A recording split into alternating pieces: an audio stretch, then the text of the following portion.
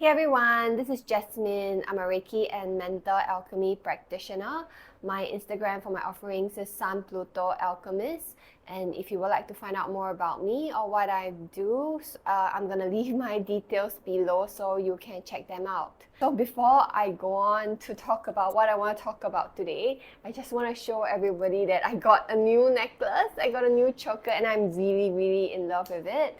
And in fact, it's from a friend that I actually got to know through my YouTube channel. It's been an incredible and amazing journey so far. So, I mean, of course, if you were to look at the amount of subscribers I have and the amount of views I have, it's not a lot.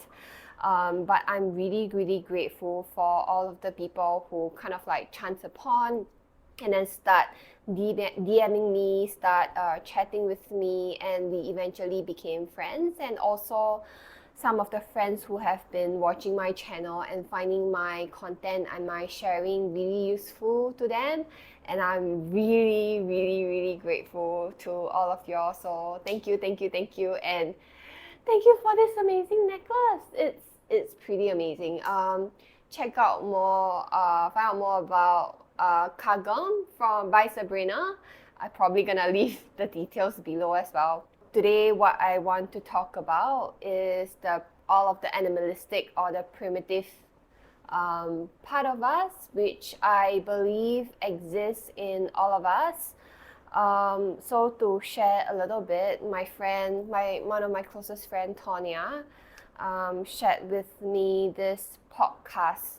I think it was on SoundCloud. I'm not really sure whether it is a podcast or is it like a lecture that she held, but she's now sharing it on a public platform. I'm not too sure, but I listened to the whole thing. So it's sharing about kind of like the parts of us or like the common archetypes that's within all of us, I would say. So it's about the primitive part of us and also shared based on, I would say, an astrological point of view, astrological perspective.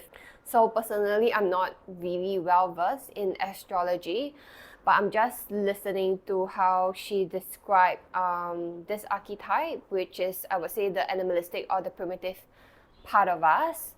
And I would actually say like I'm not really well versed in this archetype, but then the more I listen to it, the more I reflect, I feel like I do have this part inside of me. And especially that she pointed out one of the astrological, I don't know, aspects or like signs you can look out for in your chart is actually Sun Pluto. And surprise I call myself Sun Pluto just because I have that in my chart. And it's about like, you know, diving deeper, owning your own shadows and stuff like that. I was like, okay, let me listen to this, because I still haven't quite make out the details of it. But what she shared was like pretty interesting. So through my own perspective, my own understanding, it's, while she said primitive, I actually see it in terms of like animalistic, in the sense of like, if you were to look at animals, right, they have their own instincts, they have their own urges and wants and needs and stuff like that. I cannot really remember the names of it. Under Sigmund Freud's, if you're interested, you can search for that. Under Sigmund Freud's psychoanalysis, he's saying that we have these three usual primary parts in us, which is our ego, our super ego, as well as our ID, our it, which in a sense of like the it actually contains all of the primitive and the animalistic part of us. If you were to look at animals, when they are hungry, they hunt. When they are being, I don't know, chased, they run. And when they want to have sex, they kind of like look for a partner, and so on and so forth. I'm probably not the best at explaining this, but I hope you get the gist of it. But when human civilization kicked in, right, I would say that we kind of like want to have like a structure, like a system to the whole society, to the whole of how civilization want to function. In a way, I feel like we don't really make room anymore, or like we make very little room for all of us to hold like the primitive part of us. It's kind of like, okay, if you have sexual urges, for example, you don't go around like asking people for sex or like stuff. I mean, people still do that for sure, but generally speaking, I feel like it's frowned upon. And also, if say like you know go into I don't know, a disagreement, a conflict with someone, you don't just throw your fist, you don't just fight with that person. It's frowned upon. Again, I'm not saying that I agree with all of these methods and their solutions, but I'm saying that if you were to dig deeper, it kind of like signifies we don't have space in our society to hold space to kind of like allow this part of us to surface, to be who they are. And there is definitely a reason for all of that. If not, the world will be pretty chaotic if we were to like go out and have sex with whoever we want or throw punches whenever we have a disagreement. So I agree that all of these structures are here in place for a reason. But it also says a lot, like how we don't have rooms, we don't have space in the society for all of us to have this part, to be able to come out, to breathe. Of course, I feel like this is gonna be a deeper topic than what I intend to talk about, but I'm just gonna leave it at there for the time being. So I was sitting with it, I was pondering it for like a while. Again, like I say, I haven't quite make sense, especially what I make sense of generally what does the primitive archetype symbolize. I haven't quite make sense of like how is this archetype existing within me. I haven't quite understood it. I haven't quite known it, or like connect with it, I would say for now. But I do have recollections of when I was a child. I have this push and pull, like I'm drawn, but I'm actually fearful also to kind of like horror movies, to like gore genres and stuff like that, where people, I don't know why like the show Dexter come to mind, but actually I haven't watched that show before. I haven't like really understood it, so please correct me if I'm wrong or just take it with a pinch of salt. It's kind of like people solving problems or finding solutions through their primitive urges. I always find fascinated by it, like not fascinated in the sense of like I want to do that, but fascinated in the sense of like I want to understand the psychological what's going on behind their mind when they choose to do all of this. Because right now I feel like what all of us has been trained is kind of like, approach it with empathy, approach it with kind of like have yourself in that person's shoes, how will that person ever feel and stuff like that. And to actually have someone being murderous or kind of like just have their way with someone with no regard to how that person actually feels, I'm always, because I don't come from a space of like, condemnation, like this person shouldn't be doing all of these things, why I don't understand, why this person like not understand from the other person's point of view, for example. But I don't really come from that place, but I'm more of like, what is going on behind these people's mind before, like when they commit such a gruesome or like such an evil, some people even call it evil act. Like I want to understand the psychology behind it.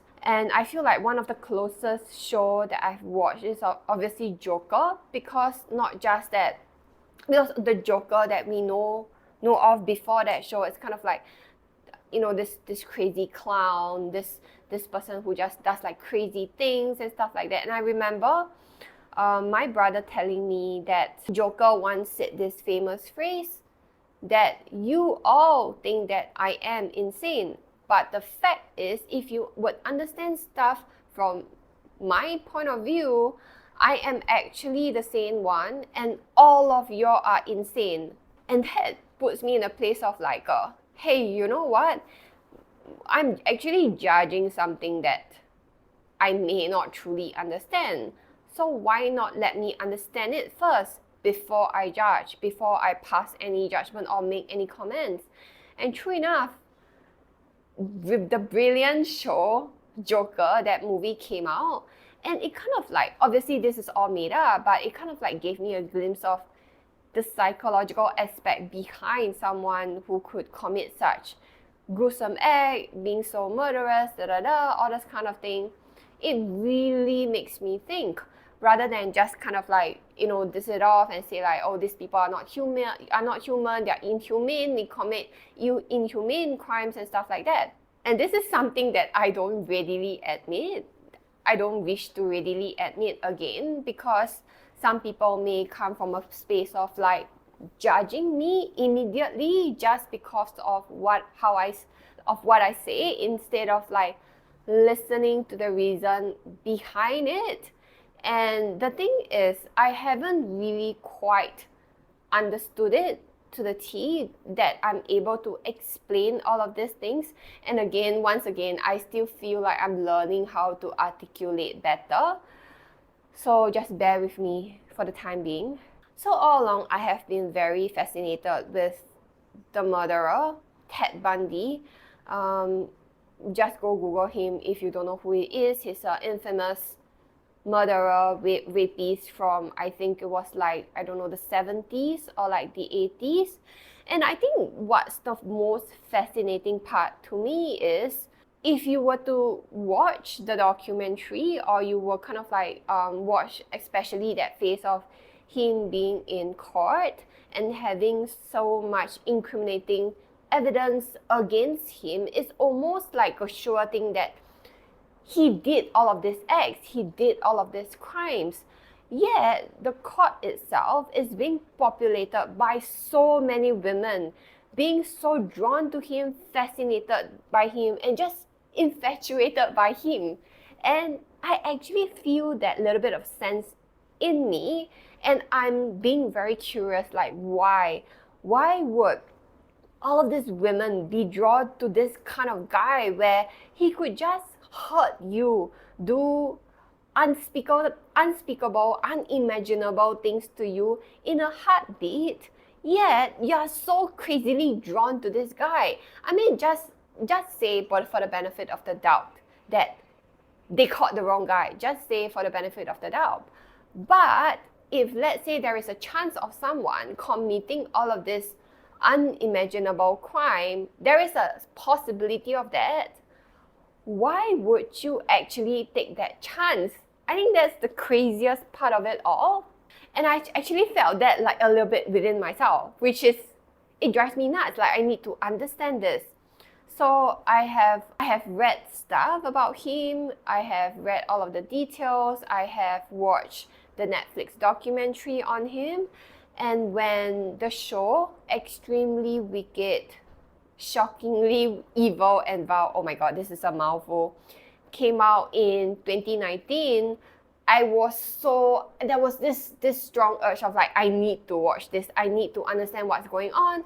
And to be honest, at that point, I'm like, I don't really know what the plot is, which part of the story it is. I have no idea, but I've got this like strong urge of like, I need to find out more about all of these things. I need to find out more about him, what he's thinking, his psychology that's going behind his mind. But unfortunately, it wasn't released in Singapore at that time.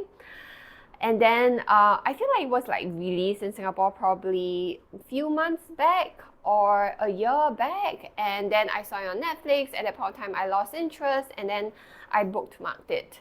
And yesterday, after a whole crazy day of doing my assignment, I was like, you know what? I feel like I have capacity for negative stuff. Let's do it. And I put it on my small screen in my phone. I was lying down on the floor, and I watched the whole damn 2-hour thing on the phone. And I feel like even in the past, I've watched and listened to so many stuff about him, I couldn't really make out what he was thinking. I couldn't really empathize with him yet. I felt the drawn, but I'm not still unsure what is it about him. And finally yesterday, I feel like after watching yesterday, I finally understood. Probably not the whole aspect of it, because after all, I feel like there's going to be some parts that are actually fiction, for sure. But I feel like I finally understood. Because I feel like the thing about primitive urges and primitive desire and animalistic like actions and stuff, we always see it from a space of like, you are gonna hurt other people, you are going to hurt me, you are gonna cause danger and chaos in the society, but nobody actually see it in the point of view as somebody taking charge, owning my desire, owning my urges, and then taking actions to do something for myself. I mean, granted, if you see it in the way of like how this murderous and heinous acts are being carried out, they are hurting other people for sure. But of course, if you think about it, isn't everything on like a spectrum? Obviously, I'm not asking you to like go out to, hurt someone else in a way that's deliberate, so that you can satisfy your own urges or your own desires. But in a way of like just today, I saw a pop-up in my Instagram about this two person having kind of like a debate or like an argument, that someone say like, however are you ever gonna draw a boundary with a narcissist? Because narcissist wants things for themselves, right? And if you were to kind of like draw a boundary, you will displease the other person, and you don't want to cause hurt to the other person. Because like I say, it's always going to be a spectrum. When you draw a boundary in the simplest of case of like, you know what, I simply don't want to hang out with you tonight, and the other person got upset, do you actually put the responsibility on yourself or on the other person? Because we are not seeing, it's like looking at a fashion show. You look at you get inspired by all those avant-garde kind of like outfits, but how do you make it like relatable or understandable that you can use it for everyday use? Like obviously in a case like this, we actually encounter them more than we think. And even I myself, like I find it really hard to draw boundaries with like narcissists or like people who kind of like disregard what I feel or what I think or what I really want. And I'm always at the whim of all this kind of people. So in a way, when I always see it like, okay, I cannot hurt you. If I reject you, if I draw boundaries, I'm gonna hurt you, then I cannot do it. And I'm always sacrificing myself. So when somebody like him, for example, Ted Bundy, kind of like just took charge and then just do whatever he wants to get his own way, his own wants and stuff like that. And as women like us, I wouldn't say specifically only women, but I would say like there is a lot of women, like for example, for me, I've been brought up to be like a people pleaser, to kind of like feel like male takes charge and da stuff like that. I would actually be drawn to such energy because it's kind of like, okay, if the person can take charge, if I'm on his good side, there is a chance that he's going to protect me. Or if I see it in a Jungian way, it's a reflection. If I can't take charge for myself, this primitive part of me is going to fall back into my shadow, and which is why the reason of being drawn to a guy like him. Because even the primitive side, right, there is going to be a light side and a shadow side.